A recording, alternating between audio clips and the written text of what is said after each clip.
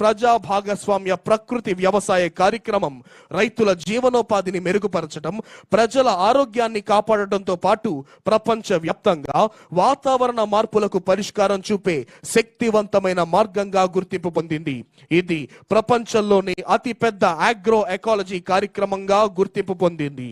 APCNF లో జరిగిన సాంకేతిక పరిజ్ఞాన విప్లవాలు ప్రపంచ స్థాయి గుర్తింపును పొందాయి. PMDS, A grade, ATM, drought proofing models చిన్న, సన్నకారు మరియు భూమి లేని రైతులకు ఒక అద్భుతమైన వరంగా మారాయి. ఇప్పుడు మన ముందుకు కదిలి వస్తోంది మత్స్య శాఖ శకటం. అధిక మత్స్య ఉత్పత్తిని, ఉత్పాదకతలను పెంపొందించేందుకు ఆక్వాకల్చర్ కు ప్రోత్సాహం. ప్రపంచ వ్యాప్తంగా పెరుగుతున్న జనాభాకు అనుగుణంగా మత్స్య సంపదకు పెరుగుతున్న డిమాండ్ నేపథ్యంలో రాష్ట్రంలో నాణ్యమైన మత్స్య ఉత్పత్తిని, ఉత్పాదకతను మరింత పెంపొందించేందుకై ఆక్వాకల్చర్ ను ప్రోత్సహించాల్సిన ఆవశ్యకత మన చంద్రన్న ప్రభుత్వం గుర్తించింది.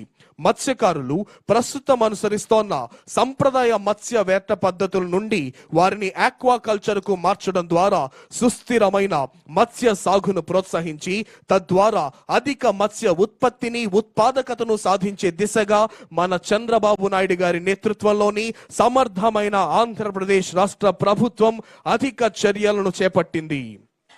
స్వర్ణాంధ్ర సాధనకు 6వ సూత్రం గ్లోబల్ బెస్ట్ లాజిస్టిక్స్.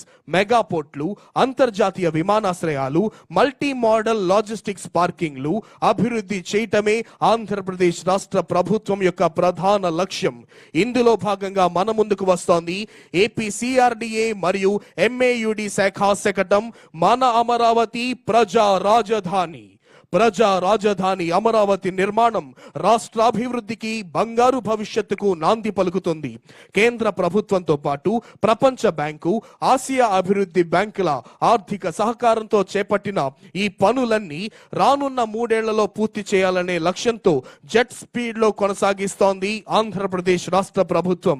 ఇందుకు సంబంధించి ఇప్పటికే కొన్ని ముఖ్యమైన పనులకు టెండర్ల ప్రక్రియ పూర్తి కాగా మరికొన్ని పనులకు త్వరలోనే టెండర్లు పిలవనున్నారు. 2019కి ముందు చంద్రన్న ప్రభుత్వం రాజధాని అభివృద్ధి పనులను 42,519 కోట్లు ఖర్చు పెడితే ఇప్పుడు 7,000 కోట్లు అదనంగా భారం పడటం జరిగింది. ఇప్పుడు మన ముందుకు వస్తోంది పంచాయతీరాజ్ మరియు గ్రామీణాభివృద్ధి, పల్లె పండుగ, పంచాయతీ వారోత్సవాలు, పంచాయతీరాజ్ శకటం. రాష్ట్ర ఉప ముఖ్యమంత్రి మరియు పంచాయతీరాజ్ గ్రామీణాభివృద్ధి శాఖ మంత్రివర్యులు శ్రీ కొణిదెల పవన్ కళ్యాణ్ గారి మార్గదర్శకత్వంలో రాష్ట్ర వ్యాప్తంగా ఉన్న అన్ని గ్రామాలలో పెద్ద ఎత్తున మౌలిక వసతుల కల్పనకు శ్రీకారం చుట్టడం జరిగింది. గ్రామాల్లో జరిగే అభివృద్ధి పనుల్లో మరింత పారదర్శకత, ప్రజల్లో జవాబుదారీతనం పెంపొందించే లక్ష్యంతో గత ఏడాది ఆగస్టు 23న రాష్ట్ర వ్యాప్తంగా 13,326 గ్రామ పంచాయతీల్లో ఒకే రోజున గ్రామ సభలు నిర్వహించి ప్రపంచ రికార్డును సృష్టించింది మన కూటమి ప్రభుత్వం. ఈ గ్రామ సభలలో గుర్తించిన దాదాపు 4,500